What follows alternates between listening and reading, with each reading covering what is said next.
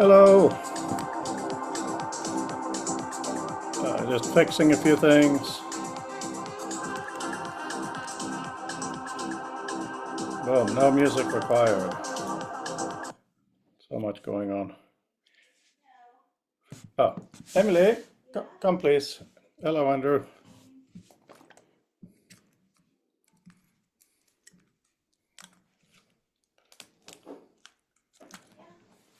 Hi guys, just one second. Just have to plan something with Emily. It's all a bit hectic. 1 second. Hey Andrew, good morning. How are you? Good morning. Doing well. Yeah. Well, I It's a little have in little the chilly this agenda. morning. It's kind of It's refreshing. nice. It feels like Yeah, fall. It feels like it school does. weather. Hey, so this afternoon, can you and I get together and go over the stuff for next Monday's class? That's right. My goodness. Next Monday, yeah. So can we meet today and go over the stuff that we need to go over? Yeah, we'll have to. Are you wanting me there in person the first class? Yes, I do want you there. Remember the first class, I want you there in person. Right. Okay. Just verifying that was still the plan. Yeah. Hi, Frodo. You must still be on vacation in your cabin in Norway. Yes, how can you tell? Very vacationy Looks here. very rustic. It does not look like your regular. It does look much more rustic indeed. We were out with the little boat today, Although it's and it was amazing. not like my cabin. It's not like the cabin I grew up in. We had What no was that bathroom in our like? cabin. What was We that we like? we had a cabin on the bay. Huh? That sounds good. What was it like? Well, we had a wonderful cabin. We'd go, hey Rob, how are you? Hey, Dene, I got a quick question for you. Yes, dear. What are your times in Poznan? When do you get there? When do you leave? I arrive on Friday. Well, the whole team arrives on Friday, On and I'm Friday. leaving the following Saturday. Okay. I was going to leave on Friday. Should I stay over? The all the awards are the program just came out on Friday. So if you look at the program, the awards are Friday. And then the class goes all the way to like 5 o'clock. The class I'm teaching with Mark and Andrew. I guess Andrew's not there, but James and others. So I'm leaving on Saturday Okay. morning. I'll do Saturday then. Yeah, and then we're arriving early And, because the school starts Saturday night. oh, the week before. Yeah. I'm going to Yeah. come on Monday. Okay. The loft is open, Yeah, okay, that's fine. and also I fell in when I was on Back the up. rock. Okay, say hi if you're going to interrupt. Hi, Daddy. Daddy, Bye. Hi, dear. I fell in Yeah. the sea when I was on the rocks and But you were with mom, right? yes. Okay, can I continue my And meeting now? little bit. Love you. Okay, bye. Right. Oh, yes. Yeah, Andrew, I see your message. Can you hear me when I speak? Yes. Earlier you're a bit choppy. Could still understand you. But you Okay. were like desynced from the rest of us. So Yeah, thank you. I'm on my mobile phone. We don't have Wi-Fi here. It's too expensive to have it all year because you can't have a holiday mode. So, yeah, that's what that is. So, how is everybody?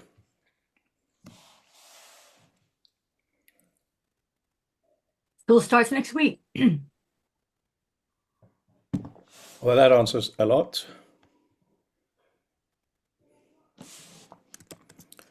That answers a lot. How are you, Rob? Uh, a little bit sleepy. Oh, and we can see a little bit of your room now. Yeah. Yeah. I'm turning off the black background. And Mark, how was your one single day of holiday last Wednesday? No, it was good. I had a day of gentle cricket and not much else, and that was actually very nice. And I have just about, there's a bit more to do after this, put the proceedings to bed,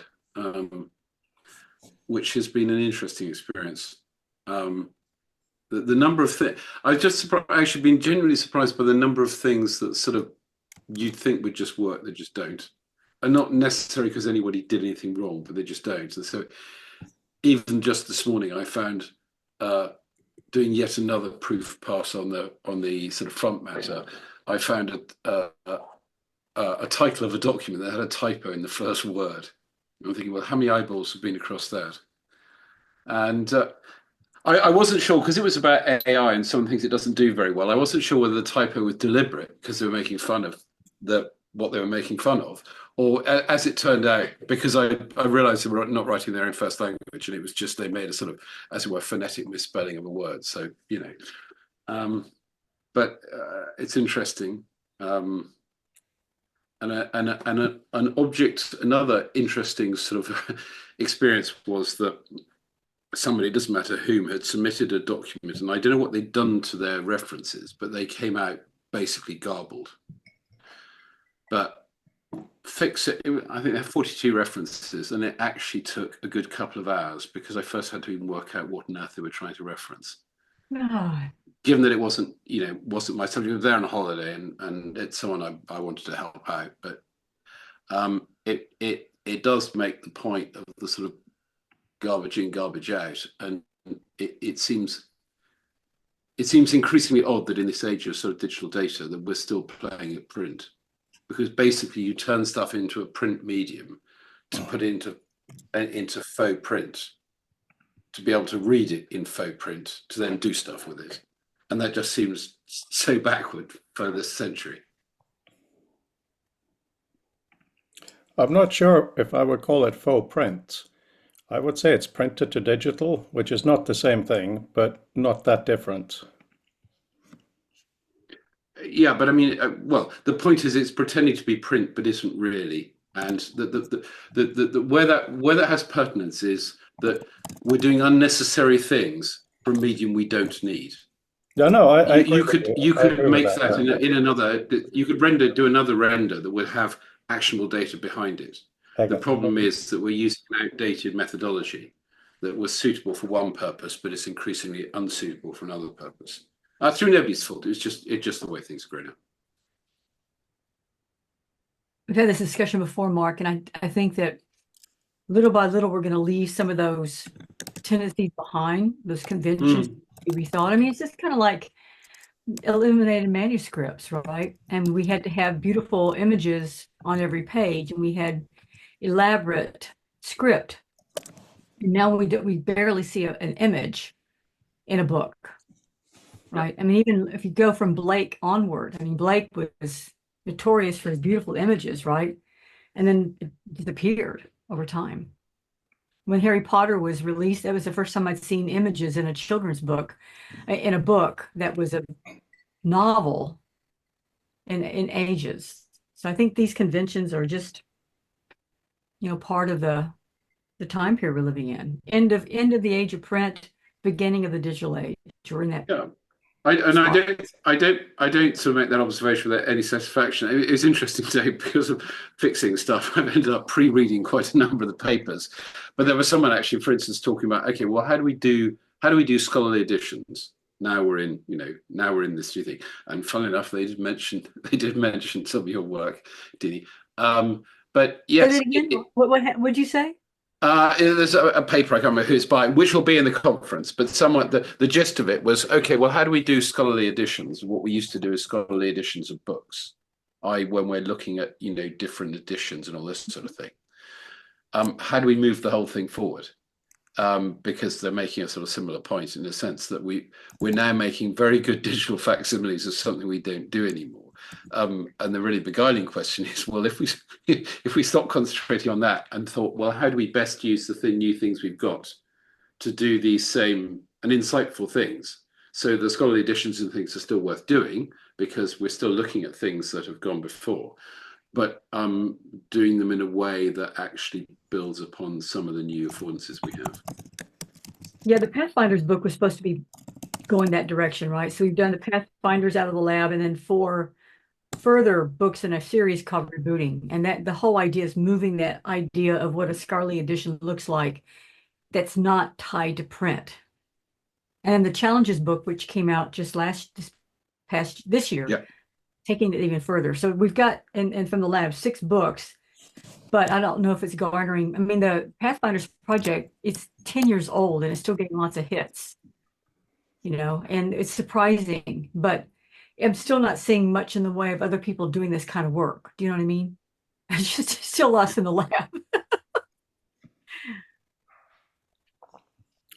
I So, just posted in yeah. here, by the way, the program for hypertext. If you click on the link, you can see that Hmm. we have Monday, we start the narrative workshop in the morning and the afternoon. There's two running, there's a one in the morning running against it, the Oasis, which doesn't really have anything to do with us. The word comics is interesting, so that's running in the afternoon. There's lots of dinners and lunches, so there's an organizing committee dinner that night. I'm guessing that's you, Mark, and the folks involved in the conference. Then on Tuesday, there's two workshops running side by side in half day. The one that Froda and I and Mark are involved in is the human workshop. And then there's an opening ceremony Tuesday at 1 o'clock-ish. And then we have in the afternoon discussions about authoring practices and artificial intelligence. The conference really hits off on Wednesday, big time. And that's when Kathy Marshall is talking. And Kathy Marshall is a very important person in the field. Yeah, she kind of stands with a foot in both the kind of the early hypertext literature crowd that Mark Bernstein was working with, but also she's a scientist. She's a computer scientist.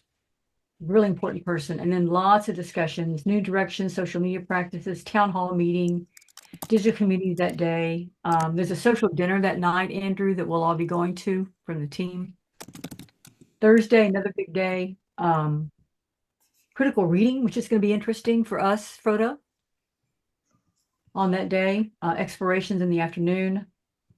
Our demo is that afternoon, the practitioner's demo. So Thursday afternoon is when we're showing the VR project. What about That's on the 12th. Wednesday? Is that different? Wednesday also says practice. Also, it We're says on Thursday. I okay. got a note that we're Thursday. I don't Okay. know if they're spreading it out, if they just put us on Thursday, but I have us on Thursday. Mark, that I got an email message about it. And then Yeah, I was just trying to find the page. Marius just put it up sort of today, the program, but I just dropped one in here in our chat that was not online on Friday. So this is brand new. It's color coded. And then you can see on Friday, we have more scholarly papers. The closing ceremony is at lunchtime, and there's a ceremony and awards. And we're through in the afternoon. That's when the graduate school is meeting again for the afternoon, and then we're going to be hanging out Friday night playing in Poznan. But he's color coded this, so you could see that there's, green is authoring practices. There's pink, which is exploration, artificial intelligence. He's got the Mario's just very organized. I love working with him. He's just like very, very predictable. so I just reposted that link, Dini, the one that you put up, because I think something turned it into a screen grab. So the program anyway is on the last note. Just after me noting that Kathy Marshall is another set of sort of scholars user pages at their old alma mater that have just been turned off. And so what is in the Internet Archive is gone. Really? Yeah. Frank Shipman's, so I know what happens. Somebody retires, sort of formally retires, and then there'll be a bring up thing somewhere in the IT system said, remove dead user page will be the line item. And in fairness, the person who does that will have no idea of what they're removing. I'm going to say this. We ran into this problem with David Kolb. And for those of you who don't know him, he's another early hypertext author, did Socrates in the Labyrinth. He was a trained philosopher, and his experiment was to see if you can make a philosophical argument using story space and hypertext. And as he found out, the philosophy people didn't accept his idea that you can hypertextually discuss philosophy, but the hypertext people loved him. So he found his peeps in a different crowd.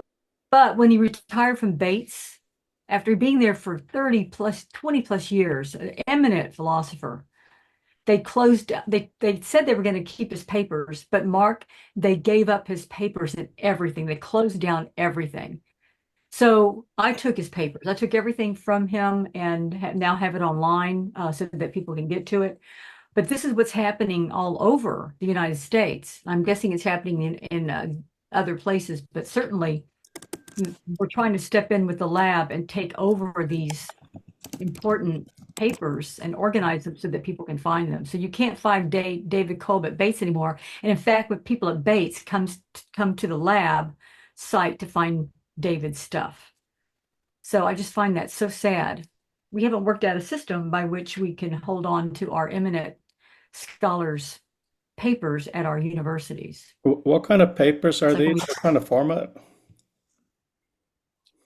these are all his, in the early days, these were so much just, papers that he published, and then he started making things hypertextual. So we have a combination of like papers, but then his hypertextual works. So I've digitized quite a bit of his stuff, but I've also just put on, with Greg's help, put everything online for people to see. So the But it's just, I mean, hypertextual stuff, he's was that web or what was the hypertextual stuff? early web. He experimented with story space for Socrates and the Labyrinth. And then one of the works that he produced for Socrates, he didn't put into the piece. Andrew came back and with Andrew's expertise, we rebuilt the cage text and put that online for David. But the other works that he did were straight web-based. And we have those as well. So all of those are now in the David Kolb collection. Yeah, link rot is a serious thing, no question. Regarding links and data and everything, I put up a picture here. This is a screenshot from an email I sent to the ACM Digital Library people again today. So I've sent them 2 emails since the Royal Society meeting. And today I kind of started I am so disappointed type of message, which is of course useless. And edited it into, here's this very, very specific proposal for you guys. And it's based on the notion of adding a button for download to have the metadata we talked about so much. So it is about visual meta, but it shouldn't be called visual meta. It shouldn't have a name at all. It's just another appendix with metadata. And what's kind of fun, I think, is if the button goes between the red PDF and the blue e-reader, it naturally might be purple. And of course, Doug Engelbart had his purple number, so I think that's quite cute. And you can do a mouse over, as they already have, to explain what it is. So yeah, let's just see what happens. I don't think I can make it any clearer than this. If they don't want it, they don't want it, but very odd. Well, it ties into what we were just talking about, Froda. Change is hard. Know that tomorrow I'm going to a full day workshop with my administration. There's like about 10 of us that are going to be meeting. And I was expected to, it's like the campus leadership, and we were expected to go through a training session on radical change in institutions and how to prepare your people for radical change. And then I had to read a couple of articles about radical change and institutions, right? And it was not just academia, it was business. It was the whole shebang. And what's interesting is that all the things that they're talking about are the very things that we're struggling with ourselves. I mean, people have a hard time with change. There's fear, there's anger, there's confusion. Like, what do you mean we're going to do this? How does that affect me?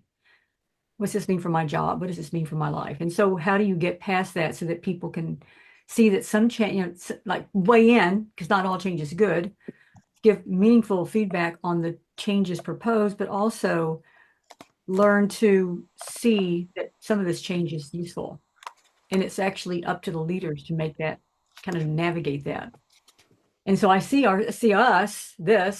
Sloan has ordained us as some of the leaders to make this case. And so the way to make the case is not to, according to the training, not to beat people into it, not to push them, but to give them reasons why it's useful. Like, here's what you're going to benefit from.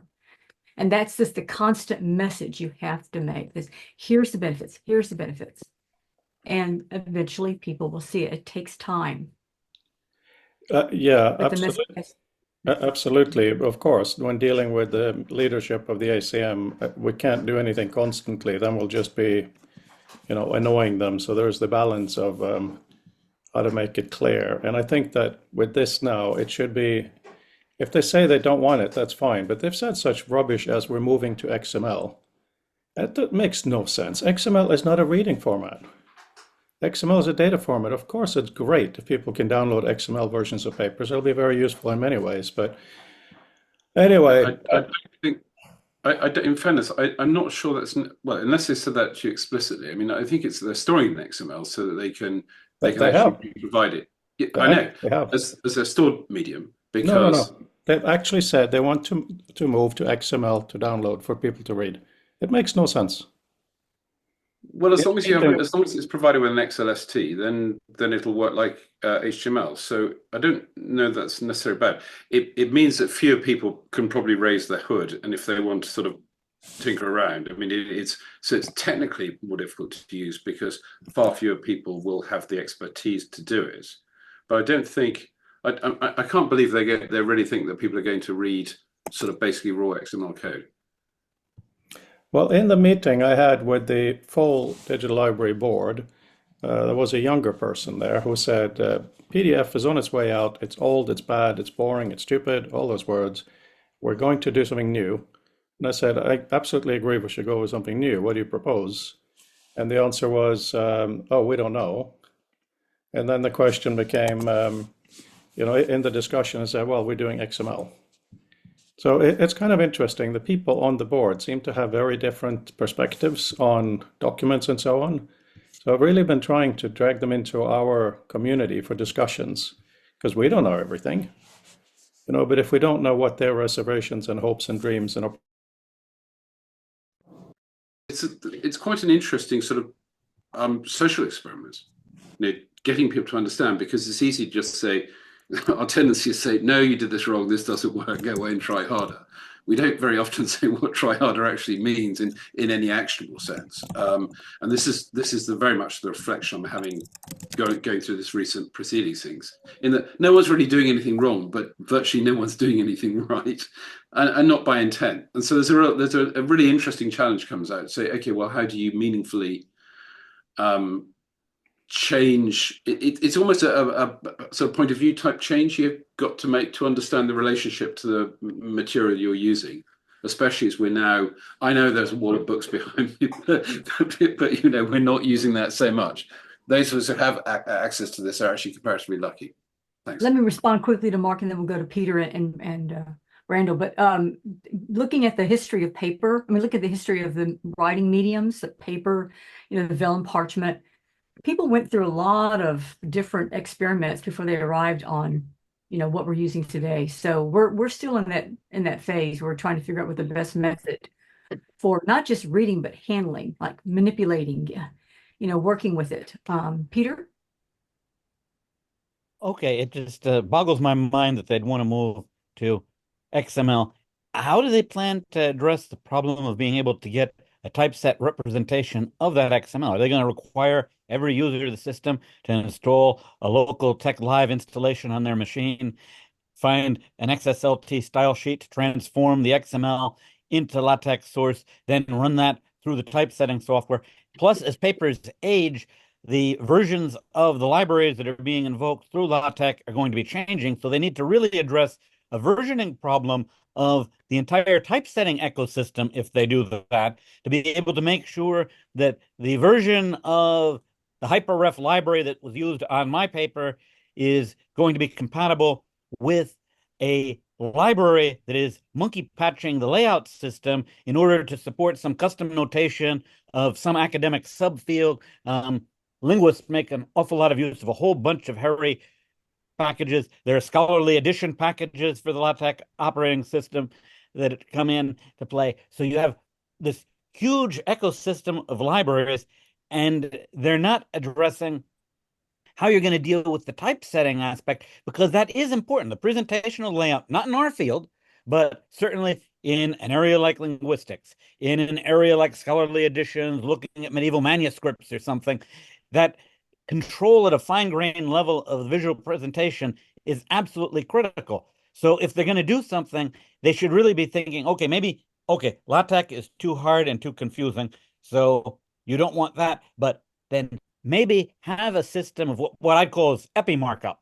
And the idea there would be just like we have our visual meta, to have visual typesetting directives built into the document so the author will be working at a text level, reference their discipline, maybe have the discipline agree on some high level API for how, in ordinary language injected into our papers, we're going to describe the layout that we want to eventually achieve, then have the system map that to a versioned index into an underlying typesetting package that we're going to be using to generate the final documents.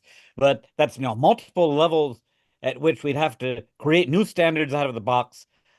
Otherwise, we're just going to have an incompatible mess. So great, I'll have the file in an XML format, but unless I have a clone of the laptop that the original author was using, my odds, also a clone of the laptop that was frozen at the time the author created the final version of the paper that he's submitting, the odds of my being able to go from its XML representation back to visualization that matches what the author had originally intended is going to be near zip.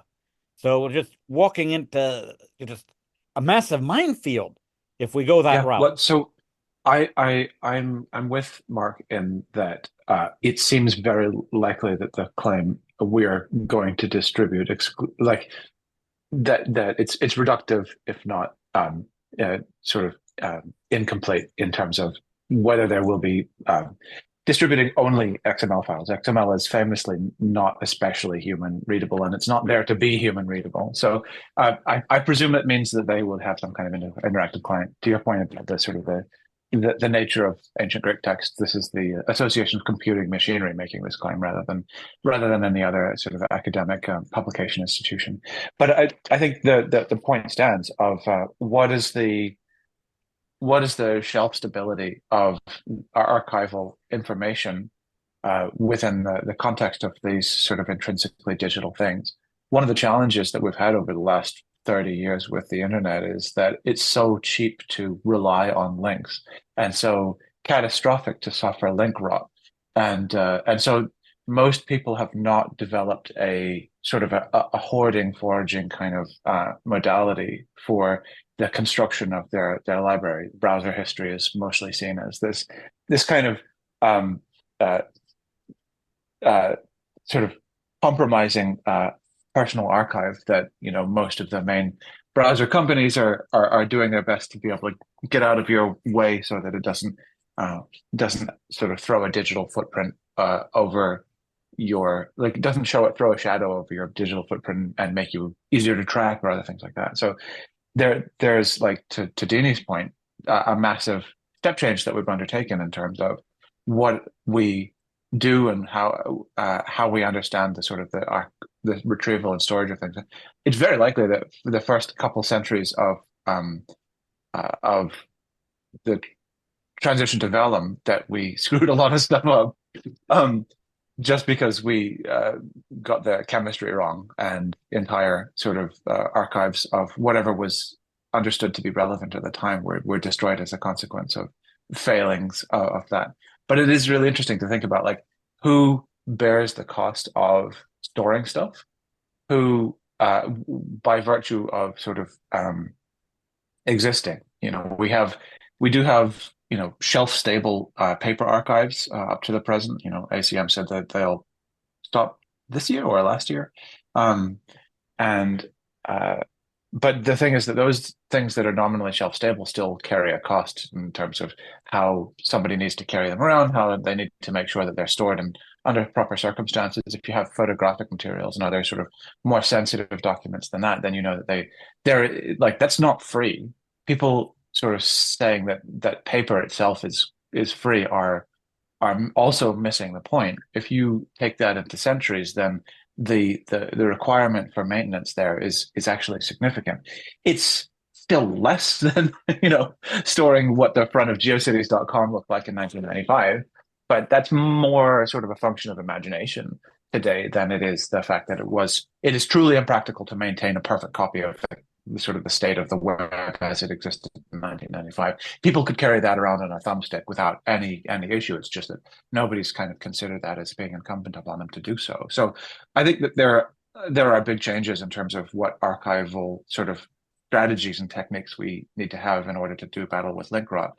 But there's a lot of social problems wrapped up in the technological problems that we aren't, frankly, even well equipped to sort of address now, let alone in the next 5 to 10 years, to realize that these are social problems where we need to sort of collectively decide what are the obligations by virtue of believing that this is a resource that should exist. What are the sort of the mechanisms for collective agreement that I can say, I have a canonical version of this and stuff like that.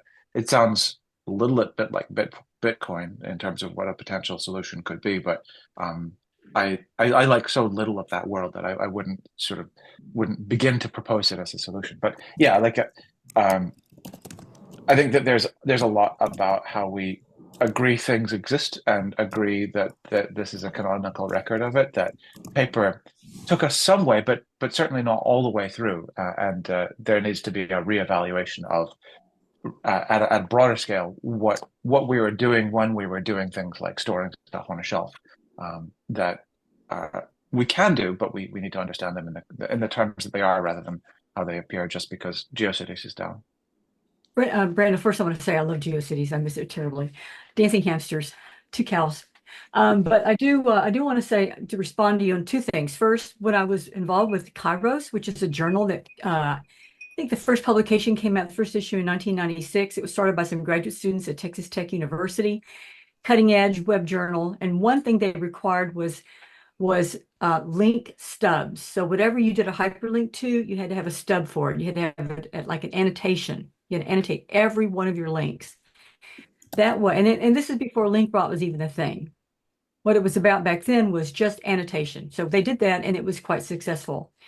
The second thing I'll say is that the mission of the Next, which is the library and museum that we're running out of the lab, is that we're holding the files. We're holding the files for all these works. We have now, we're up to 6,000, but we only make about 3,000 available.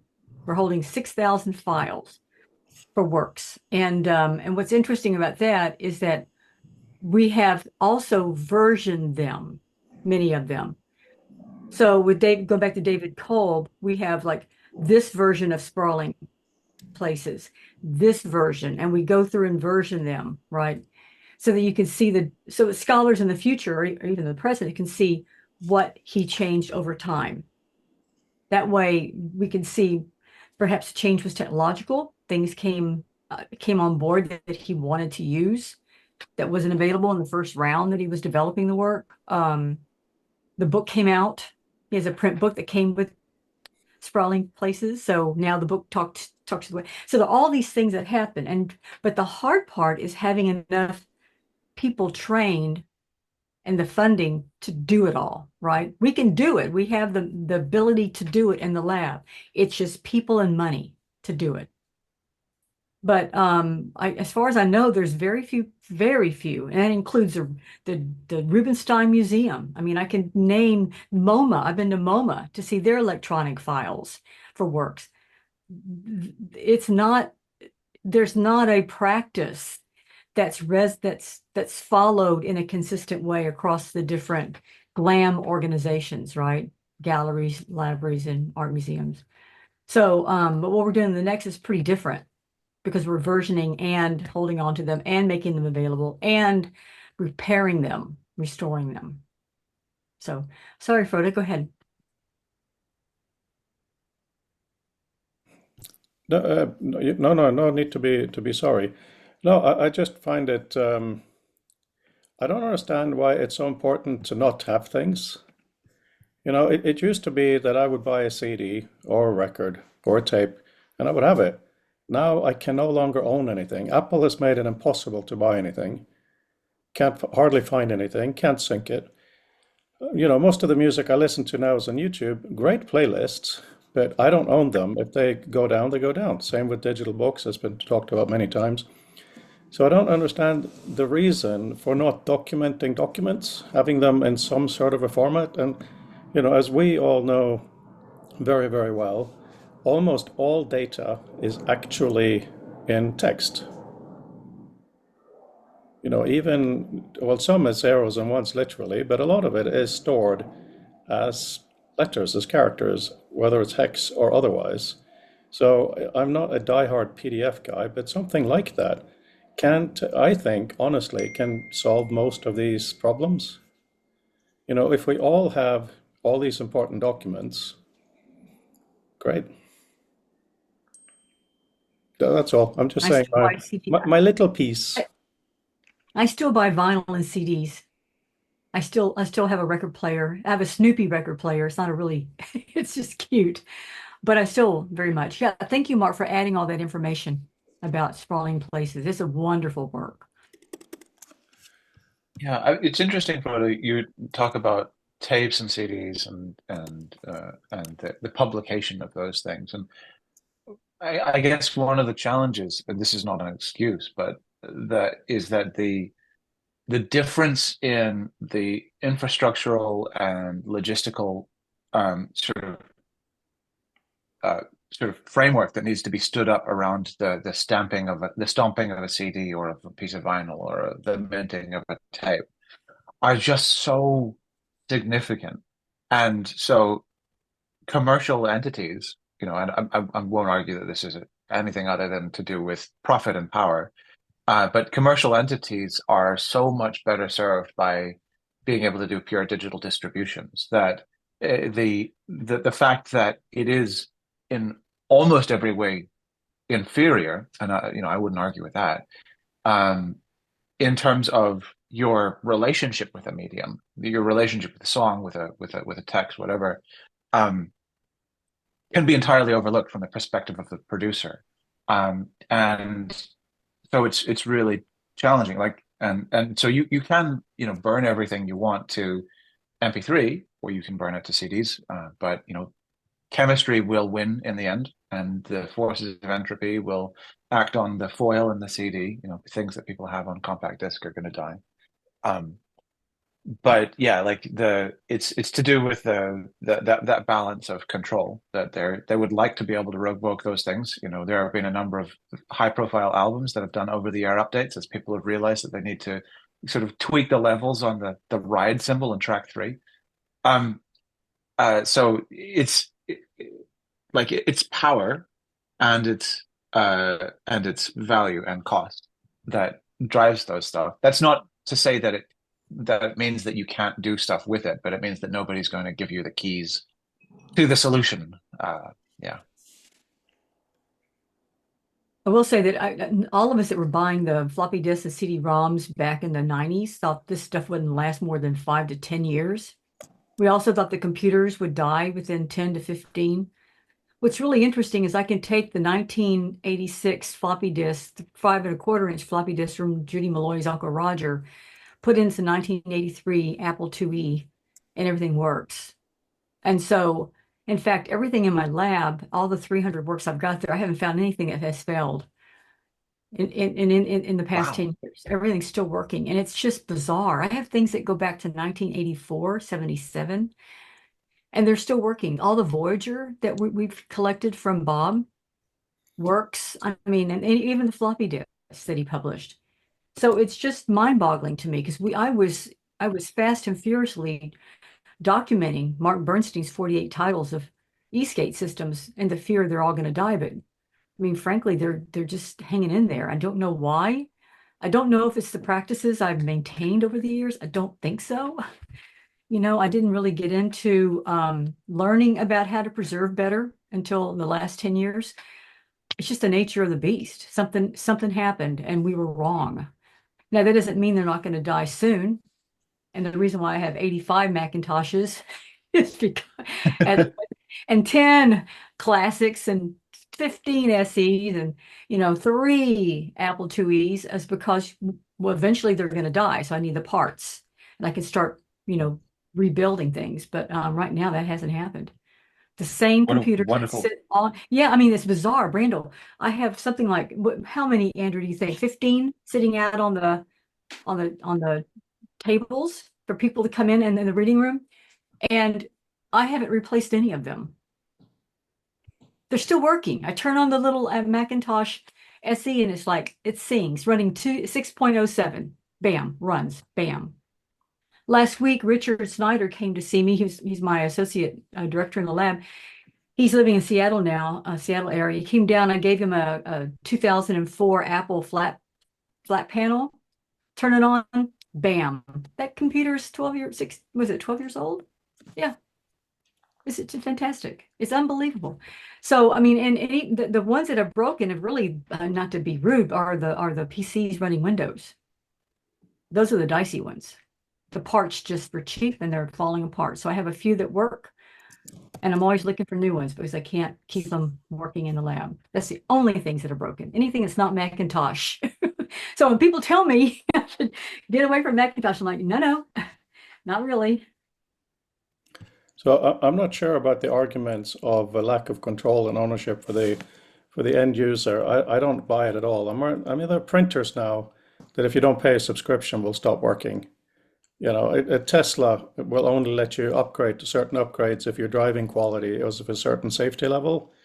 I mean, I think it's absolutely absurd. I think there is, I mean, you know, like with bringing up Edgar, one of the key things you need to learn is responsibility, which is almost the same as ownership. You cannot take responsibility for something if you don't have some degree of ownership over it. You know, these things are intricately linked. And when it comes to our field, books and documents and papers, I cannot see a reason why anyone should be able to walk into my home, go up to my library and remove a book. You know, I buy a book, I have a book, whether it's digital or paper, shouldn't matter. But anyway, that's a discussion in many different dimensions. But Mark, you pasted a BibTeX of a document here, and I want to show you guys something. This has been possible for a while, but I just realized it as a thing recently. So I copied that BibTeX, and here in Author, I paste it, just normal paste, and it doesn't paste as BibTeX, it's converted into citation. So you all kind of know that this is possible. If I click on it, all the citation stuff is here. The reason I wanted to highlight that is this is a very clear demonstration of a kind of active text. It is text that is, because I'm still working on cleaning up my human paper. So the question of what metadata is something that's useful to go in circles on, but sometimes metadata can be data about itself. And that's a very, very exciting thing. Like with a BibTeX, it is metadata about itself. Right. So I'm wondering if there's further things we can do with that. Well, the definition of metadata, as I was trained to think about it, is metadata is data about data. That's the definition I was taught, right? My DHSI workshops, courses, and on metadata, because I didn't know what it was 10 years ago there during the summer. You know, I learned it was data about data. And of course, the next question is, what does that mean? Well, it's how data is explained through other forms of data. Well, that makes sense. Then we began applying metadata, you know, to the work we're doing in the lab. And then the application of it made more sense. And there's different types, different approaches to metadata, which is what we've been interested in. It's like the metadata that was expressed through libraries and museums was not enough for the works that we're producing, that we're working with in the next, you know, because there's no description for 3D modeling, for example. So, you know, how do we improve upon metadata descriptions? And so there's not one way of doing it, but certainly it is, you know, it is data about data, which is great. Mark, your hand is up. Yeah, it's funny. It seems to me the issue with some metadata is that it's stuff behind the screen, and I think the collective education problem we have is, I think of it it's a bit like the advent of email, and it passed very quickly. But there was that period, some in the room will remember, where emails were printed out, put in your in tray, and you might write a reply to them if you were someone very senior, and that will be typed up as if it was a letter and sent on the email, possibly through several hands before it even touched an electrical system. And it all made sense at the time because as the letter writer, so to speak, that clearly wasn't your job to do. It all magically happened. You knew that if you wrote something, put in your out tray, it will get to where it needed to go. And I think the thing that's caught up with us, just in the way that, I mean, few people now think it exceptional. They sit down and type a letter or an email or whatever on a device, whether it's a phone or a computer. But that's a big change that's happened in a very short period. I think the thing that's caught us out is that bit's matured very fast. But our interaction with all the stuff that actually makes it happen and keeps it for the sort of long term and helps with the storage hasn't matured. The tools haven't yet. And a big problem is that, so it's a really interesting example Fred just showed, but one of the things I've, again, taken away from this experience having to assemble this proceedings is how much was unintentionally broken. And when I sort of politely prodded, what became clear is all these jobs were the somebody else thing, not in an unkind or sort of cheap way. It's just that people had no idea that this didn't just magically work. I mean, and that's what I mean. They didn't. They had clearly had no concept that there wasn't a magic thing behind the curtain. That they just put in what they thought was needed, and it came out the other end. And I don't blame people for that, because if you didn't know, so many other things work magically. Why should this not? But it is a sort of challenge. It's really interesting, for instance, to find things like, here you go, quality of reference data. Clearly, everyone thinks somebody else is proofreading it, but I don't think anybody is. And an interesting thing I've sort of shifted to this year. So now, if I'm asked to sort of do a peer review or something, I start with the references, and if the references aren't readable, I sort of suggest that they send it back when it's a document. Because if I can't be bothered to communicate the basic level of sort of interaction to the document, what does that say about the quality of the stuff I thought I was writing? It sort of makes people sort of sit up and say, well, that's not fair. So, well, it's not about fair. The point is that if you don't do this, the rest of it is all for naught, because the links that you haven't put in, seen from the other end to your document will never be found. But I certainly don't have any answers in the sense of how we make the tools better, because I don't think it's another case where we just want to give people more complexity they don't understand and just assume that they will happily devote yet more of their limited free time to doing something that broadly they imagine was just a working function. But there is a challenge for us in that, and I think it goes beyond scholarly communication, for that matter. I mean, I think that Mark, it's really interesting looking at the news reports and Chronicle of Higher Education and all these different sources. People are buying books at a really high rate right now. There seems to be a resurgence of interest. I was at Barnes and Noble's just last Sunday, and it was packed with people buying books. And I can recall 10 years ago on a Sunday, Barnes and Noble's being completely empty. Little indie stores that closed up, little indie bookstores that closed up 10 years ago, back in business now. We even have one devoted to romance novels here in town, in Vancouver, Washington. It's busy. It's right next to my grocery store, and I'm like, who are all these people buying romance novels? And so I find it interesting that that there's a resurgence of this interest in paper. And I'll say this and then I'll stop. I've found with my students that when I show them the stuff in the lab, they get excited, mainly because they get to hold the things that they're looking at. Like the physical thing, they're actually holding it. They can actually, do something with it with their hands. And so there's this kind of nostalgia for physical media that's permeating now, I think. And I think it comes out of years of, buying on Steam, playing on Twitch, just those environments, right, have made it's like, wow, I can I can hold a work in my hand. When people come to my house and they see my film collection on DVDs, it's like, wow, you have all those in DVDs and 8-track tapes. Remember those, the betas? So, I mean, just the collection of physical media that we have here freaks people out. And the 4 different libraries, the reading library, the working library, the travel library. I mean, just like looking at Rob's library in his house, people come in and they're like, wow, look at all these books.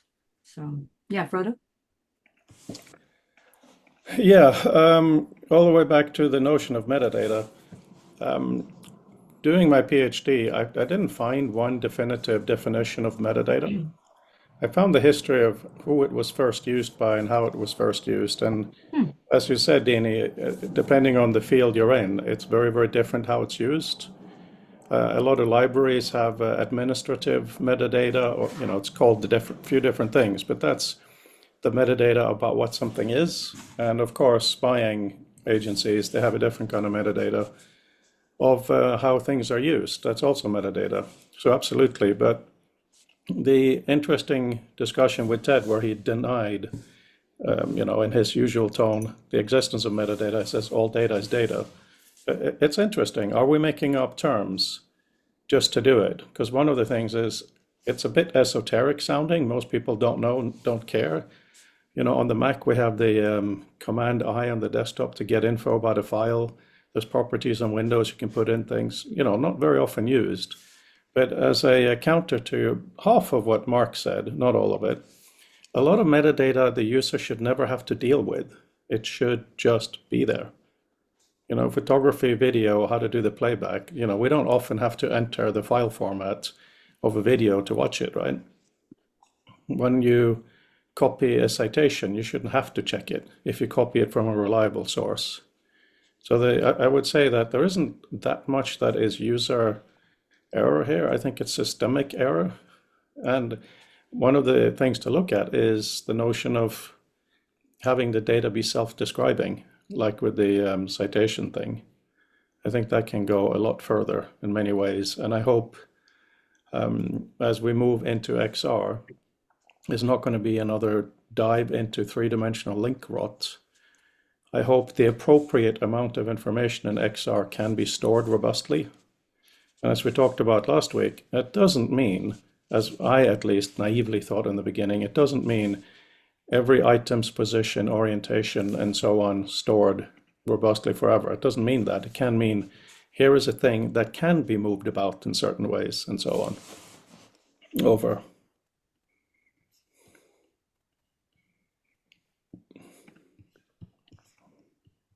Well, the mission of the next, just to kind of respond, the mission of the next is when I was at the DHSI this past summer in June, some people from the library, I was speaking to a group of people, and there are a lot of librarians in the group.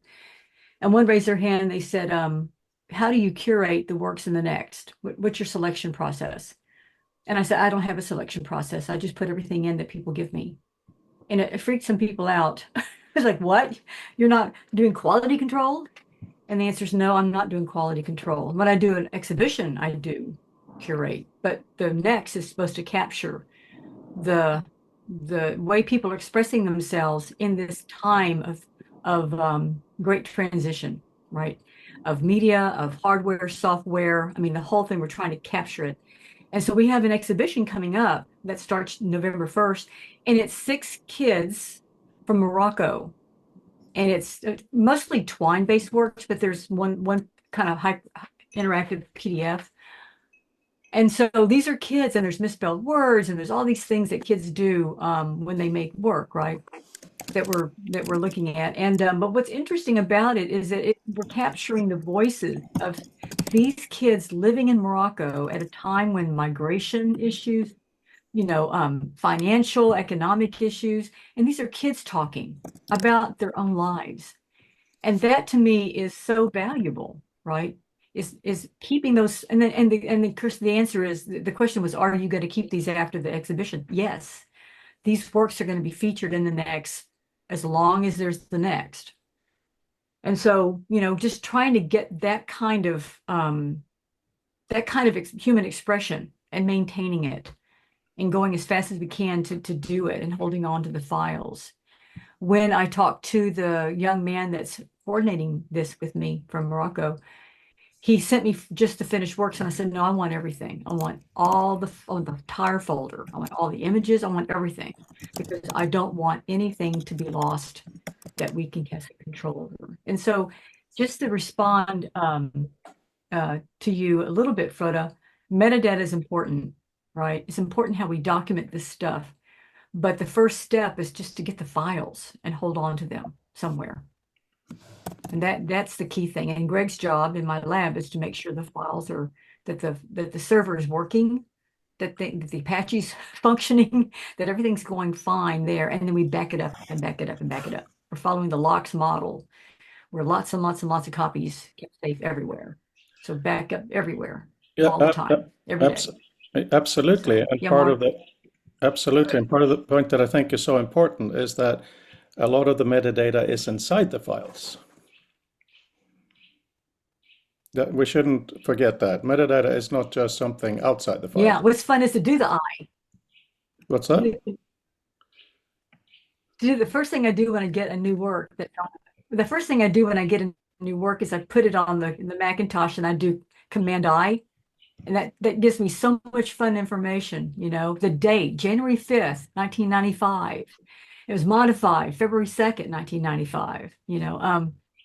I love that. That just and I put that into the metadata. So, and the provenance is, even the provenance. This was given to me on November 15th, Yeah. 2023, along with 15 other files by the author.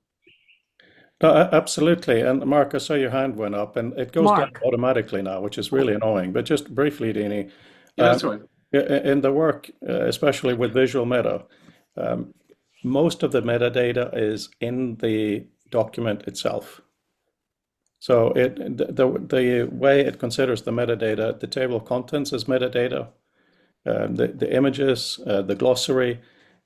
The metadata that is external to the document is, of course, also important.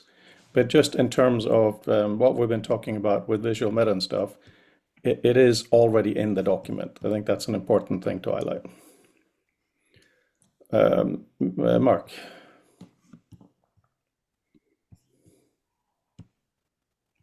Mark. Well, I just draw together a couple of threads. It was interesting. I mean, this was sparked off by Fred's comment about sort of photo metadata and things, and having been involved as just one small cog in a large system in image metadata in the 90s, when it was sort of crawling from out of TIFF tags into sort of XAP or whatever. Well, it basically XML RDF as it is now. And what's interesting is that, and I remember the comparison then with music, which had got further faster. And the book actually I referenced up thread a bit, if anyone finds that interesting, which was basically how MP3 took off, and it was all about people being too careful in guarding their copyright and too greedy. But the interesting thing is, perhaps one of the reasons these things worked is photos and digital tracks, which were beginning to break out of the album sort of metaphor, were traveling as individual files, and then they were ending up in something like iTunes or some equivalent thing, and people had an interest in being able to find that track amidst 1,000. But we don't tend to push our documents around. I don't think our relationship for most people is away, and that's perhaps and we've tended to assume that if I really need to know, well, I can walk down to the library and ask the librarian.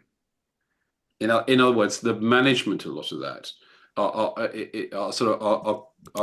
our acquired cultural perspective on it is that is definitely managed by people whose job it is to manage it, and are skilled at it and good at it. Whereas we've suddenly realized, well, if I want to find that particular track amidst the 4,000 or something I have sitting, whether it's on my hard drive or in some system out there on the internet, if the information isn't there, it's going to be a lot harder to find, or I'll fall into the ghetto of recommender systems trying to sell me stuff I don't want. With images, there's an even probably a more personal relationship, because more often than not, you've taken them and you want that close relationship with the metadata. So ironically, it's probably better in those systems because there was a sort of need, and so the enlightened self-interest, people start, and they went through the pain of learning how to use these things at a time, and I can think back to the late 90s when the tools weren't very good because they weren't designed for this, and then it had to be shimmed in later, and it's there now and it works quite well.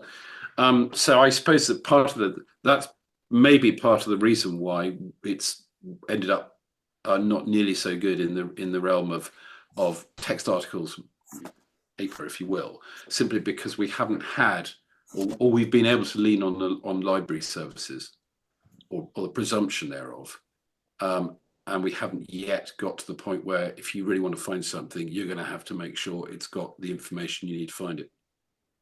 Thanks. I keep coming back to the asymmetry between what people get from things and the value of the form that it's in to them versus the cost, the attendant cost and the value for the providers.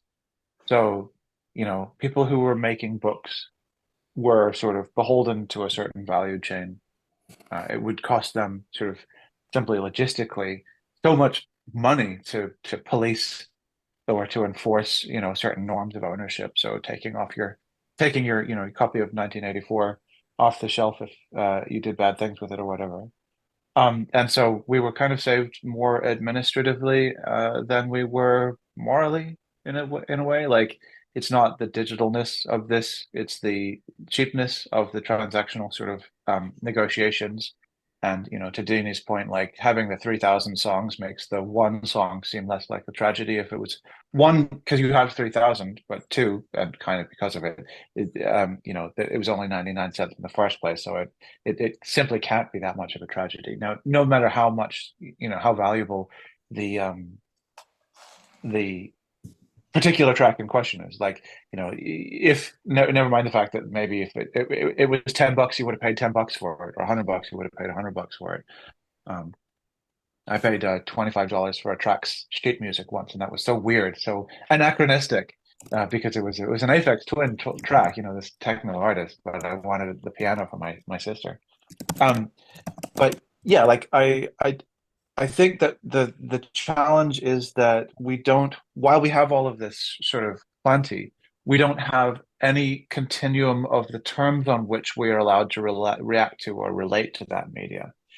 Either by the original vendors themselves, the Apples, the iTunes, the Netflix or whatever, or anybody downstream of that. Or if we have any sort of proposed relationship like BitTorrent or Napster, they're explicitly for pirating. They're explicit or so primarily for that it's very difficult for people to recognize that there's any other kind of legitimacy or value to it. People did use torrent for archiving and sometimes incidentally, but sometimes really intentionally and explicitly. And what real paper books are is kind of like a torrent, in that there's this sort of largely agreed upon sort of cohort and audience who will likely be able to sort of check and say, "Hey, Mark, do you have this?" And then Mark can kind of confer and if not reconstitute an entire copy, then at least be able to send it around. So one of the things that may come out of the next 5 decades or so is a reevaluation of the terms on which people are allowed to relate to and possess and own media. And like Peter's solution of saving the web archive of every single website it's been to might be something that people develop solutions that are a little bit more sustainable in terms of individual practice. There are a lot of fences around trying to archive personally in that way, and those could be made easier or harder by technological intervention, but also by legislative intervention. I'm not opposed to those kinds of things, saying like, no, if you provide this, there is a limit to the limits of the terms on which you provide it. You provide it, then that's the end of the story, and that kind of thing could happen in the future to any number of media. And then we would, rely on a market or maybe a meta market of people being able to build the tools to be able to allow us to navigate those things on the continuum of terms that we want to have with it.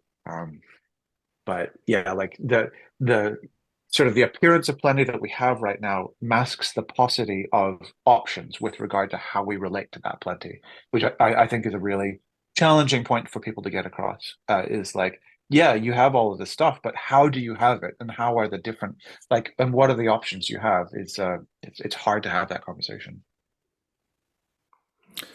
Yeah, so some of the things you said in the beginning there, if it's worth $10 for you, you'd buy it for $10.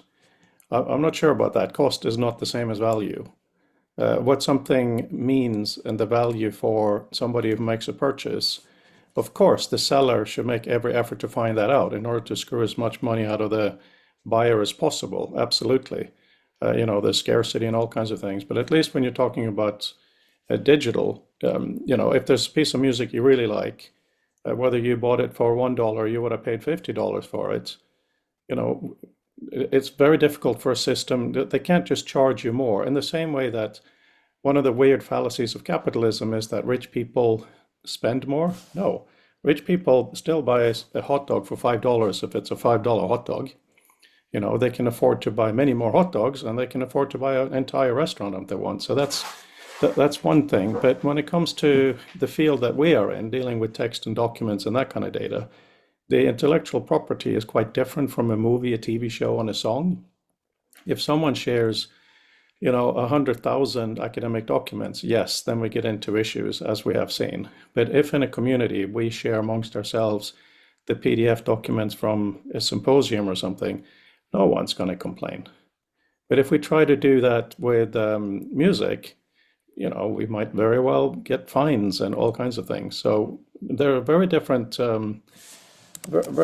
things at play here in how we deal with, what do we want as a community? Please tell me if I'm wrong, but I think we want documents that are robust, meaning they won't go flaky like Flash did back in the day. We didn't know it back in the day, but that is what happened. And also we want documents that can really do the right stuff for us. We want to be able to view the contents in the ways that are useful for us. We want to be able to do useful things. Those are really, really important issues. So far, some of that comes down to intellectual property. Some of this will be used for books, maybe, but by and large, we're talking about academic papers. And if it's a preprint, for instance, nobody owns it. You're free to share it in most cases. So I think that's a bit different. Dene, I'll hand over to you, but just a quick question. Andrew, how is coding going? Are we seeing something on Wednesday?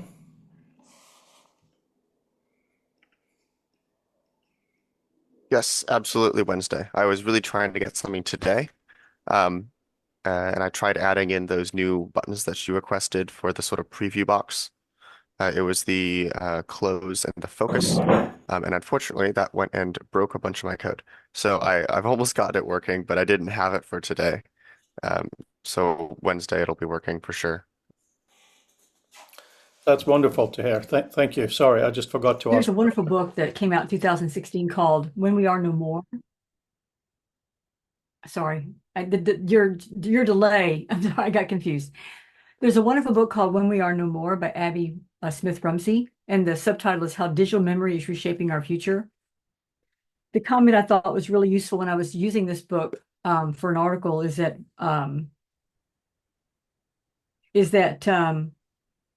essentially there's so much data being produced, so much we cannot save it all. And so her question is, what can we afford to save? Like, what is it? How are we making decisions? What's our rubric for determining what we save? So what can we afford to save and what can we afford to lose? And that's the question we ask ourselves all the time in the lab. It's like, what do I value? And so I want to preface it by saying in 1975, I was in a flood and I lost everything I owned in 10 minutes. And I watched my neighbor drown in it. And I managed to get safe into a house and scurry up the stairs to the second floor until a boat came to get me. And I lost my cat. I lost everything I owned except what I put in a plastic bag when I jumped out, right? And at the time I was collecting books and I had signed copies of Rudyard Kipling and different people like that. But my most important thing was my record collection. And I had been saving records and collecting since I was a child. And I had signed albums, I had, Benny Goodman and, things like that. But I also had Gone with the Wind, original, bought on the day it was released. Really nice stuff. And then, of course, my Woodstock album and other things like that. So I had every Jimi Hendrix, all the Doors, I was like, I had them all in order, very anal retentively organized in my wall. Lost every bit of it. The next 2 days later, I was able to get back to where my house used to be, and there in the mud was my Woodstock album. And then my American Constitutional Law book. I managed to get them out of the mud, and I still have them today. You could see them covered with red Texas sand. And but that was a very defining moment for me. I was 20 years old. That was a Friday night. I had to be back in class on Monday. I had no clothes except my mud covered clothing that I had jumped out in. And I had nothing. Had nothing. And so the thing I woke up realizing at the age of 20 was, first, you can die really fast. Things go really fast. 10 minutes, Diane was gone. She died. And then I lost everything, right? So things don't last. Things die. Things things are we live in the sublunar part of the universe, as Aristotle would tell us, and things are corruptible by their very nature. Okay. The third thing I learned is some things are worth holding on to. So you have to ask yourself, what did I put in the plastic bag? And that was my purse, my paycheck that I just had gotten that day. I just paid my car off, so the title of my car, birth control pills, very important. All my school notes, right? Everything in a bag, everything else left behind. That was it. Oh, and then my poetry, all my notebooks of poetry. That was it. And so to this very day, I think about what I can afford to lose. If this house burned down, what would be the first thing I'd throw out of this house? What are the first thing I would say? What would go in the plastic bag today? And the same question I ask in the next, or in the lab. And I think this is something we don't often ask ourselves. We think we just go merrily along through life as if nothing's going to change. We're not going to lose. There's not going to be a fire. There's not going to be a tornado. There's not going to be Katrina, and what is the truth is things go all the time. So how do we save things? What's worth saving? And how do we, even if we can't save the thing, how do we document the thing so people can know about it? So these things that I'm doing today are directly connected to that experience I had 50 years ago, for God's sakes, just about. And yeah, I just think it's important to think about what we can afford to lose. Yeah, absolutely. And nothing's going to last forever, obviously, of course. I do think, though, that looking back, for instance, the first time text was ever presented digitally, that moment is completely lost. I know the name of the building it was in, I know a lot, but I don't know the details. And I think that's a very poignant kind of moment for us in our community with our work and in our world to look at what we can do in the future. One thing I've been looking into on and off is how to print our books in metal, have them etched and distributed a few places. I have absolutely every intention of our work being readable in 1,000 years. I think that is very, very important, not because we are necessarily going to have a breakthrough effect and change the world. I'm not saying we're going to invent another web or the internet or anything like that. But I'm also saying that, all of us, me particularly, we're not wise enough to know what we actually won't do. And I do think one thing we do represent as a community is a clear expression, maybe not so clear, a muddled to clear variable expression of what humanity thinks of right now text is, was, and should be. I do think that in future that'll be useful because, as I've said before, and we've had some repetitions today, I apologize, but we are the only humans that are ever going to live in the transition from rectangles to headsets. So our perspective today, it's insanely valuable. In 100 years, I'm not saying everybody's going to use a headset all the time. We've talked about that many times, but the option to use it will always be there. The option to be fully immersed in a knowledge environment will always be there. So that's why I'm so excited about XR and locking as much as we can to PDF, purely because then I can at least print it. I've printed all our previous books, obviously. And you can always buy it on Amazon at cost. I think I make $1 to cover the other costs. So Dene, you're absolutely right. We have to really prioritize the stuff of now and the stuff of future generations. Absolutely.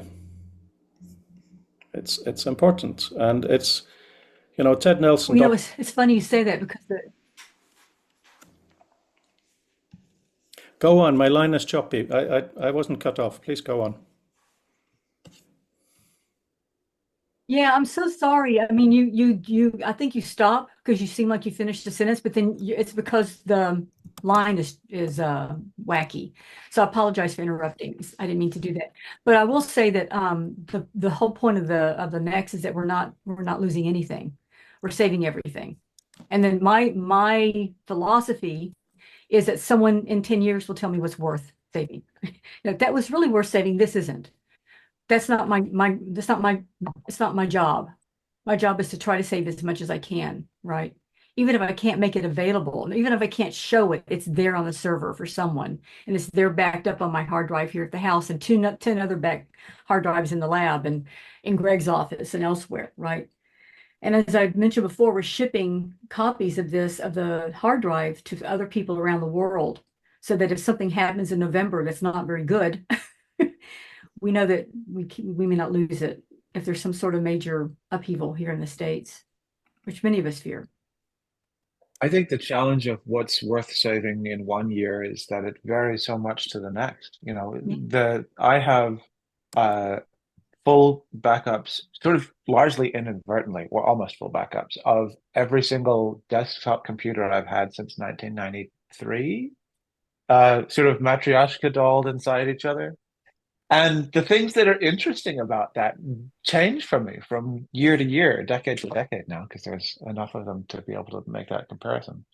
And yeah, like it can be really unpredictable who finds what interesting. You know, if I had my browser history from 1995, then that would be fascinating. You know, going to happypuppy.com, and I wasn't into Usenet, but all, you know, all of the things there. I do have my IRC logs, and so I have the first time I responded that I was 11 and I was male and I lived in Dunedin, and that's a while ago now. So so yeah, but that there would have been years in which that would have been cringe, and there would have been years in which that was irrelevant, and breaking through those is an interesting and entertaining milestone for me. But then there would be probably things that are interesting to other people about it as well, depending on their particular area of emphasis. If somebody wants to know about the particular dynamics of the construction of the main street of our hometown at the time, then there might be a couple of throwaway comments about the the sort of the bus schedule disruptions that I encountered on the way to see my friends. So yeah, it's very, very difficult to determine what's worthwhile and what's not worthwhile to store. One of the challenges that we have now as well is that um, everything seems like the same thing. If everything is web traffic, then it's difficult to discern between publications and receipts. Um, but then, receipts were also interesting and valuable for me to be able to kind of retrieve copies of decades thence. So, yeah, it makes me hard. It makes it hard for me to feel any enthusiasm for any kind of prioritization. To your point, Dene. I want to mention that one of the best books I ever read in graduate school was called Medieval Popular Culture by Aaron Gurovich. Came out in 1989, 90, so early 90s. And what this guy did, I mean, most of our knowledge of medieval history comes from information about kings and queens and court life and, the upper classes. And what this person did is he actually went into death rolls and birth announcements and cemeteries. And I mean, he just scraped data, you know, hard data in continental Europe, right? And what he found was this remarkable history of popular culture in the Middle Ages for peasants and people in the guilds. And this was information no one ever, ever, ever talked about. But he scraped data in the way that we scrape data online today. And so just the detritus of life, right? The little tickets and the bills and all these things that told him so much about what culture was like. So holding on to as much as we can is so important. And just to respond, one more thing is that I'm pulling together data from my spatial computing class, and I was pulling information about moose and muds. And I have saved so much of my early life of movies and muds from the 93 period, right? And I'm going back and looking at my 30 younger age self and, seeing myself respond in these environments. Hi, lots of exclamation points and, lots of early LOLs and rolling on the floor laughing, read the fucking manuals and those kinds of things. And just the early me online is just so funny, and how different things are today for that kind of world. So it's important to think about holding on to as much as we can because it tells a story. Yeah, Ephrata. Yeah, two things on that. Big point. I think that in the context of our discussion here, one thing worth keeping is academic documents. And I do think that the notion of publication is really, really important. And one of my pet things is I would prefer if we communicated via PDF. Now, I'm in Norway, so you can't punch me because it's a provocative thing, of course. But the idea is that for small conversations, fine, Slack in here is totally cool. But if someone has a statement to make, you say, I think so and so, put in a format that is durable, right? Transferable, citable, and reference them back to the personable somehow, right? So I think those things that are done like that, not only the books, the journals, the proceedings, and the papers, but also within a community, because I have to pay for all these, it is commentable because you can cite them. So that means you put one and then I comment and they should be connected that way. Well, that's academia. That's how academia works. One paper connects to another. But anyway, those are big discussions. But what I mean is definitely something we should. Hmm? I can't, I can't, I can't, I can't make the kind of comments on a PDF like they can on a Word document. So when students turn in their projects to me, their writing projects, I make them turn it into me first as Word docs so I can like inject things and highlight and comment right on it and intervene and put scratch out marks and all this kind of stuff on that. They're only allowed to turn a PDF when it's ready to be graded, like really graded. And that's a very important aspect because So I want to write on them. I can't. Yeah, so that's a very important aspect because you're also collaborating at the same time. So if I put a statement into this community about metadata and blah blah blah, unless I'm asking for help because I'm submitting it somewhere else, I'm not asking you to proofread it or improve it. I'm asking you to see what you think and reply to it. So that is a really important aspect. There are very different kinds of discourse, and I don't think that's been discussed enough. So maybe, Dini, we should have an entire Monday on that, actually. That's a big difference. But before I forget, when you talked about the dates and lists and old things, I had a great meeting with James Hendler last week. He is a big metadata guy, worked with Tim Berners-Lee and others. He wants to come to our symposium. He wants to contribute to the book. And he has a little anecdote kind of thing he likes to say, and that is if I have a list of names, dates, and places, if I look at the top of the list and it says weddings, that is very, very different than if I look at the top of the list and it says funerals. So that's his way of saying the importance of contextual outside metadata.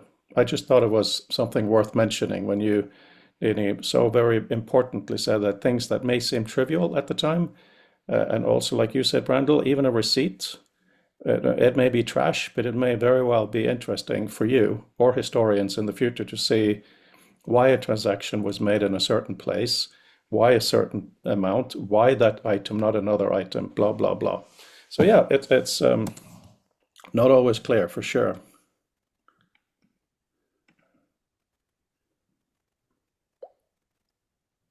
So there you go.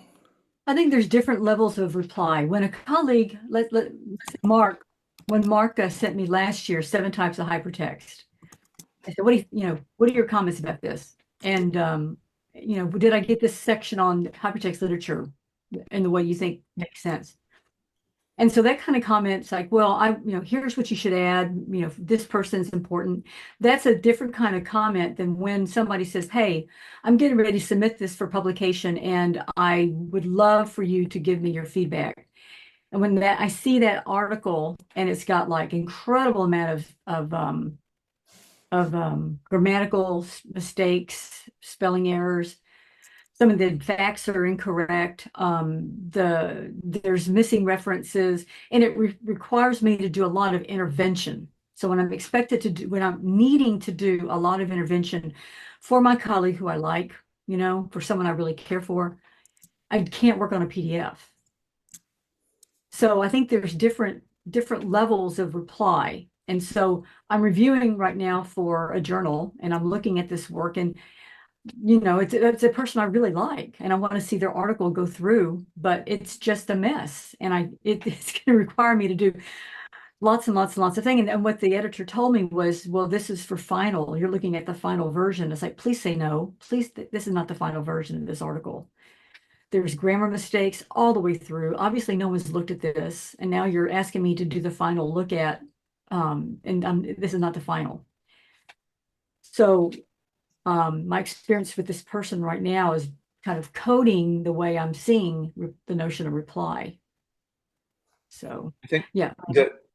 the idea of I mean, the terms on which we provide information to each other, the sort of the implicit sort of framing that comes from being a PDF or a Word document or a paper document are really interesting. Like, and I think it's really important to reflect back on the way in which the paper past, the defaults have just such a strong bias in terms of what we understand the status of those different things are things to be, and to your point, like a PDF is like overtly hostile to significant manipulation and annotation.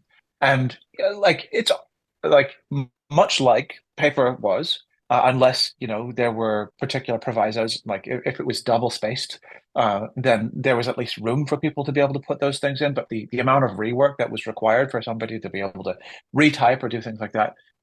But yeah, this typewriter book I've got sort of underscores the fact that like there was a lot of retyping in the past, a lot of like verbatim Yes. retyping with minor changes in ways that are just terrifying to countenance, given the relative efficiency that we've come to in a post Bravo world. And I just don't know how much more we've done since Bravo, but that's sort of a separate story. But yeah, so like the terms of a document and the sort of implicit stuff, like I talk a lot about how fun it is to think about what brick writing is to borrow the Anglebardian thing. And in fact, brick writing is like Egyptian hieroglyphics on the side of a temple, or the title on the front of the British Museum. That is brick writing, like almost literally, in terms of having a pencil that is attached to a brick. But the implicit consequence of what we're doing with each of these kinds of I've lost my train of thought, but like the things that we do with the things that we have based on the costs that are related to each of them are important to be able to reflect on. And the malleability of a Word document versus the fixedness of PDF. They are both digital, intrinsically digital documents. It's possible to envision. Oh, here, that's what it is. So it's possible to envision different points along that continuum between, the editability of a Word document or heaven forbid, just a TXT file, insofar as, it has the ability to be at some level, more easily manipulated, but at another, it doesn't have the scope for significant sort of reorderings or track changes, things like that. So there are ways in which it's sort of more amenable and less amenable to different terms of participation. It's possible to envision an entire sort of system built or born of those things. So like a discourse founded on PDFs is going to be different than one that is always and forever founded on docx files that always retain that editability, and that sort of lends itself potentially to more things like transclusion or other stuff like that. I think that the digitalness of PDF is quite separate from the sort of the affordances and the material properties of it, to the extent that it's possible for people to be able to separate, to think about those. And so while I'm sympathetic to some of the durabilities that PDF has, I think that it's worth realizing all digital files are not the same and that they will give rise to different social consequences. Right. Yeah, PDFs were developed so that we'd have a permanent way we can move things across the internet and it would be the same as when you sent it, right? So there's not going to be change. It's meant to be stable text.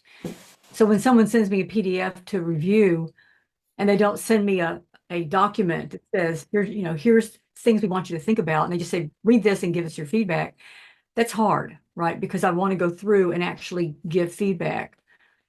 And so, what is it that a PDF is supposed to do? And it's supposed to be permanent. So it's not meant to be something that is reviewable at a molecular level, right? It's just high level comments. This is acceptable, it's not acceptable, and here's why. That's all they should be asking at that point. And Well, so this journal that I'm working with, it's like it didn't have anything like that. It's like, here's the article. What do you think? well, I mean, you can write notes in the margin. Rhoda, are you there? Yeah, I'm here. Hello. You can, of course. Can you hear me? Okay. Yeah. You're just stuck just drinking your glass of milk or whatever. Oh, You're yeah. like this. Is it better now with no video, maybe? You might want to turn your camera off. It might help. Yeah. Yeah. Yeah, that might be better. Yeah. Okay. Right. You can hear me now, right?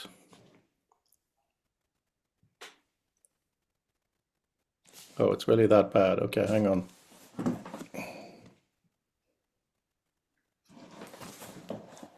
Okay. Still bad?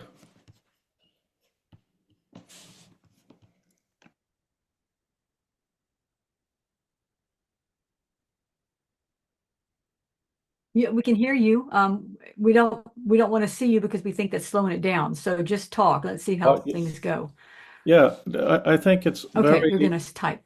I think it's very important the different kind of discourse, as both Brandel and Dene have mentioned. There is a very big difference between help me finish this piece versus read this and reply to this piece. Of course, in the middle between those two is reading a PDF and highlighting a section, color coding it, and writing in the margin. I'm not saying it's ideal, but it is a little bit in between those two levels of engagement, maybe.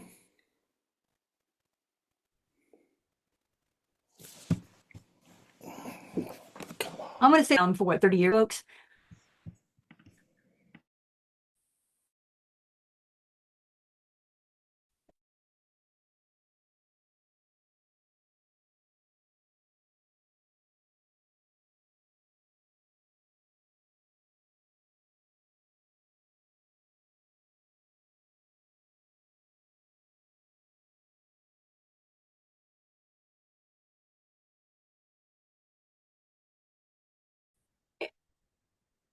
And I found that I finally had paper that I can erase, which was nice. Remember that?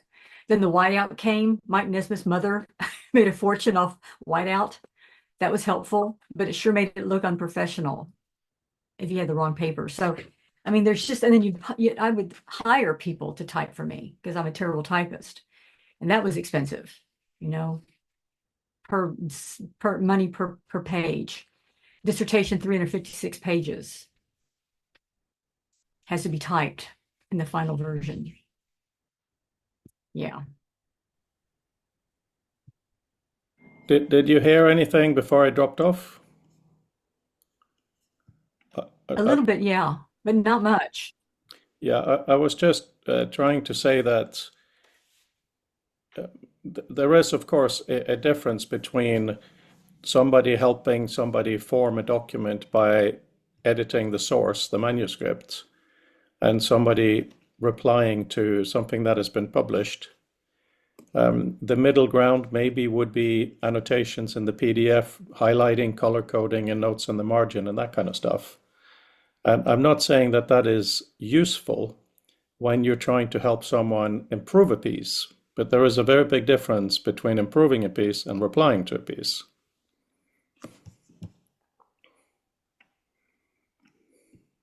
I mean, would we want to have the ACM hypertext proceedings in Word format? It depends on who you're asking. I think that it's important to envision what the implications of the things across that continuum of editability and relinkability are, in order to be able to understand that they serve some interests and not others. You know, if somebody has an interest in being able to be the anointed sort of decider of canonicalness, then definitely they would like the indelible, like they would like it to remain persistent after a certain point. Whereas if somebody wants that information to be able to remain accurate, then they'll want to be able to sort of turn that off, and revise as they see fit. You know, one of the challenges of the internet as it exists is that people don't recognize that they don't agree on these things, and they don't realize that some of the decisions that they're making are having these consequences. So Wikipedia is, you know, the one of the main battlegrounds of these places, but there are all sorts of other places like that as well. Yeah, yeah, no, The exactly. kind of work that I was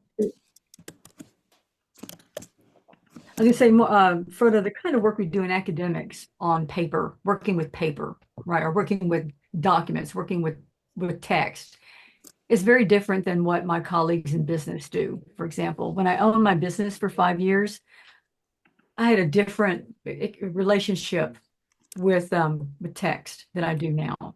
And now text is, I have to be able to really manipulate the daylights out of it, right? I basically just have to eat it, consume it, tear it apart, as Mark says, reconstruct it, put it back together. And so that you have to look for a format that you can do that in. And it's just not PDFs. Word is better, but it's not ideal. But certainly the word, I would say the Word from the mid-90s was actually better. It wasn't so bloated and fat. It's just so bloated and fat. I hate it. When you're talking about these kinds of interactions to read, Dini, can you give me some examples of those? And I'm not talking about commenting on a friend's or colleague's paper. I'm talking about reading for your own use, like from proceedings of an official paper. I think I've said that like a couple of times, so I'm sorry if I repeat myself, but for example, I just had to read an article for tomorrow's workshop. Where's it at? Somewhere around here. It's terrible. Going to a full day workshop tomorrow. See that? This is for a leadership workshop. Mark the living daylights out of this thing, annotating, underlining. At some point, I go, "Are you out of your friggin' mind?" No, no. Lots of that on this. And so, I annotate, I underline, I highlight, I make comments, I push back, I throw it across the room. You can see that this thing has been like tossed several times. So yeah, I mean, I've said this a lot. And so and this is not a student's work, right? This was a PDF that I copied on paper so I can make comments on it. So I can bring it tomorrow and have a meaningful discussion with my chancellor about leadership, which I don't think he's on the right track with. Don't quote me on that. So yeah, when I do a student's paper though, I'll make them give me a Word document that I can print out if I need to. If not, I'm inside, I put spaces between things and put a parentheses and go, "No, have you thought about this?" Or, "Hey, great idea, good," in green. And I mark it up, and it's very colorful and with lots of internal commentary, internal in the text.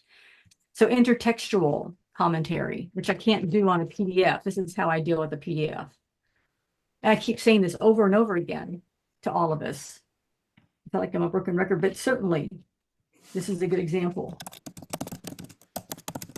So, Dini, out of interest, the example you just described, the notes there, you said they're sort of for a meeting. So, with that sort of example, the annotation that you're doing is broadly intended for the meeting that you have. Now, I mean, paper persists unless you sort of throw it away. But I also have these. I have lots of these where I make commentary on paper. But what I was thinking about, I had to watch 8 videos to go with this. So there's The thing that I was sort of thinking about as you're describing that is that it's sort of the presumed longevity of it. Are you off brand? The presumed longevity in the sense that I can sort of think often, I might make extensive notes for a meeting, and really there to get me through the meeting. I may come away from the meeting with other notes, but I probably until and unless I find those notes months later down the back of my briefcase or something, there weren't things that were made necessarily for the long haul. I mean, so they're marvelous because when later scholars find those sort of things, very exciting because you're seeing an interstitial part of what is otherwise a sort of finished piece. But I think that's interesting in terms of the affordances or the ease that you mention, because the meeting is coming, the time is finite. You want to be able to consume this. You want to have your thoughts work through. And therefore, something that, as I certainly find, annotating the PDF is not fun. It's just not designed for rapid note taking. I mean, nobody's fault, but it isn't. So it makes it in the way that you have so eloquently described. But I was just wondering the degree to which some of this note taking, we were talking about modes in which we communicate or which we record. Would it be fair to say that some of what you're describing there is therefore it's a bit like an extended short-term memory. It's mainly to get you to the next sort of milestone in the process. Would that be a fair actually no. Actually, the next step after this afternoon, I've let this percolate in my head because the article is completely antithetical to the videos that we watched, right? And to the inventory I had to take on leadership. I was like, they're like, how can you even put these together? So I've been processing it since yesterday afternoon, and now I'm going to write a report that only I will see. It'll be my synthesis.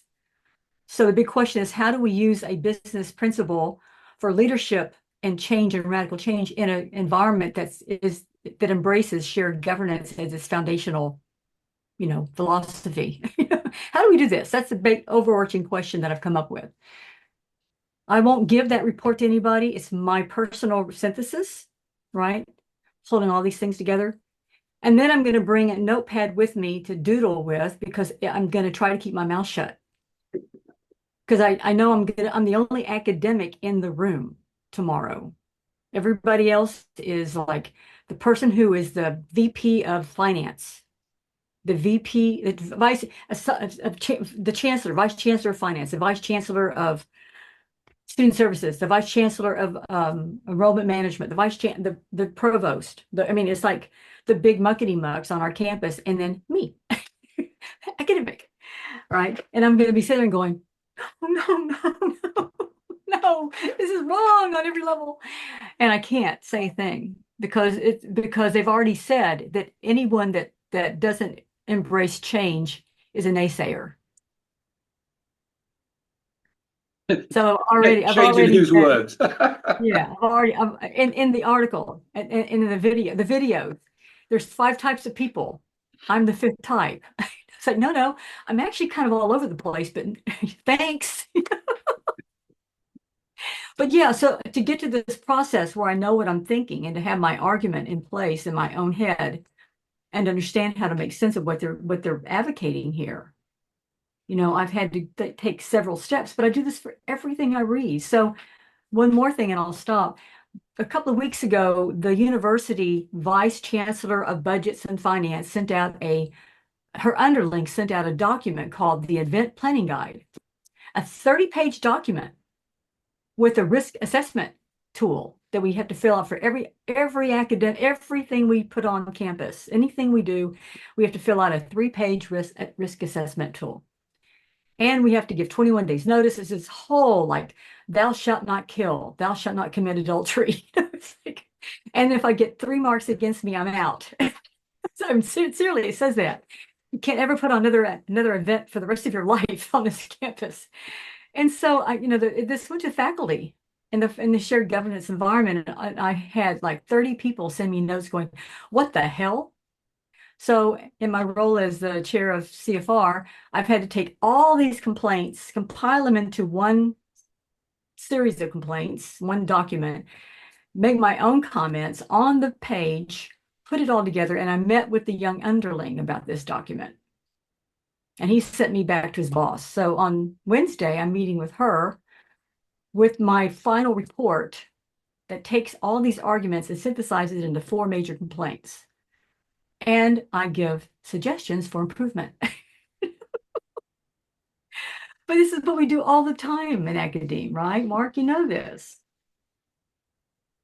Yeah, I mean, so what I take, I was sort of thinking of this is what's an interesting part of this when we talk about annotation is that so part of the action here, so it's annotation for resynthesis. So in other words, whether it lasts for the long term or not is probably accident. But the role it's actually doing is effectively having a expanding your memory, putting stuff out there because it's the externalizing and the re-internalizing that gives you the different perspective. And what's interesting in that is that therefore speed and ease matter because you essentially don't want to break, I think, what we like to call flow these days. Well, if you think about the Bloom's taxonomy, right? Synthesis is there's six levels. The top levels is analysis evaluation. But you really shouldn't be analyzing a damn thing until you've done all of the things below it, right? So knowledge, comprehension, of application, analysis, synthesis, and evaluation. That's the levels. And so for me to get to evaluation, I have to go through the gauntlet of the other 5, collect all the data, go through it, read it, look what other universities are doing, look at the shared governance statement in the faculty manual. Then I make the evaluation. Here are 4 areas that are legitimately questionable, and here's a way for us to get past this with some suggestions. That, it's a process, and this whole thing is a process. So even evaluating when you said, look at my 7 ways of hypertext, which I have to say I still love, and I use it as a model all the time. It's for me to understand what you're doing, I had to go back and look at that original article that you were referencing. Right. And my pushback to anybody that says, oh, well, there's 20 different types of hypertext. Yeah, but they weren't talking about that. They were actually using this if you read the original article, they're actually using that as a paradigm. Mm. And they acknowledge that this is one way of looking at hypertext. They don't say this is the only way. So shut up. But it's the whole thing to be able to, that's the hard part of what we do. And so, yes, it's a memory. I mean, Rumsey talks about it right in her book. It's a memory aspect to it, but it's also part of the process to get to a point of evaluation. What do I save? Well, I'll tell you what, I saved everything. I got through the gauntlet, 30 years of gauntlet to realize I'm not going to make that choice. I'm going to let you make that choice. Because an interesting thing in that is just that, unless I'm implied otherwise, it's not that it's because if it's immediacy or it's short term means it has less value. No, its value is massive in the moment. And that's what I think is really interesting as it plays across to the ease of annotation, because it's the friction, it's the cost of the friction is far higher in that context than it might be where you've got a year to sort the problem out. Well, I got another document that came across my desk a week ago, and faculty were all in a tizzy about it, another top-down non-shared governance thing relating to academics. And I met with my supervisor about it on Thursday with my list of complaints, all synthesized and ready to go. And, and had a conversation with her about it. And I could point to I didn't say who said it, but here are 3 people that thought this was a problem. Here are 4 people thought this was a problem. So it wasn't Dene pushing back. It was like 16 faculty members concerned, so that helps to make it also helps to make the argument. This is not workable. This is not a workable methodology, and we need to rethink this. And it flies in the face of shared governance, which is in the faculty manual, and you have to follow. But that sounded like a bitch. We've got to get going to our other meeting this morning. So Any other things we want to talk about? It's a good conversation. This is lovely. This is what I love to see on Mondays. Meaty, beady, big and bouncy, to quote The Who. Another album I lost in the flood.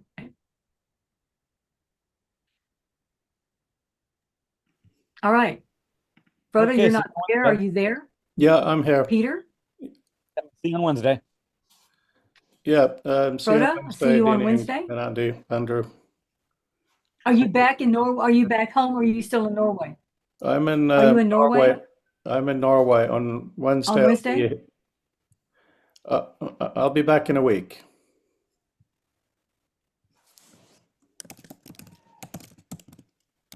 Okay, that's good to know. All right. For what it's worth, I won't. I'll be traveling on Monday, and I may make Wednesday. I don't know because I'm off. I'm going to see family up north. So I'm trying to squeeze some some time away in between all these other things.